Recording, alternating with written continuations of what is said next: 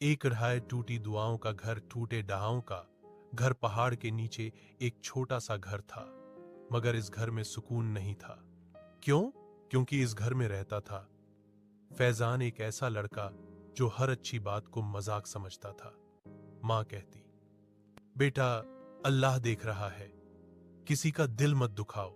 फैजान हंस कर कहता, अम्मी, आप तो हर बात में अल्लाह लगा देती हैं। धीरे धीरे उसके दिल पर एक अजीब सा बोझ आने लगा। जब भी घर में दाखिल होता, लगता जैसे हवा रुक सी जाती है। जब सोता, लगता जैसे कोई उसके सीने पर बैठकर सांस को दबा रहा है, मगर वह समझता यह वहम है। एक दिन उसने मोहल्ले के एक बूढ़े को धक्का दिया और गुस्से में बदतमीजी की।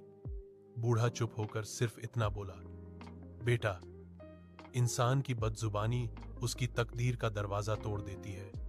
यह बात उसके दिल पर लग गई, मगर फिर भी उसने माफी नहीं मांगी। रात को जब वह कमरे में आया तो उसे कमरे के दरवाजे के पीछे किसी के रोने की आवाज आई, हल्की मगर टूटती हुई आवाज। वह डर गया। दरवाजा खोला, कोई नहीं था, लेकिन फर्श पर चंद नमी के कतरे थे, जैसे किसी के आंसू गिरे हों। अगली रात वही आवाज फिर आई, कभी बिस्तर के पास, कभी खिड़की के पास। एक रात वह बर्दाश्त न कर सका।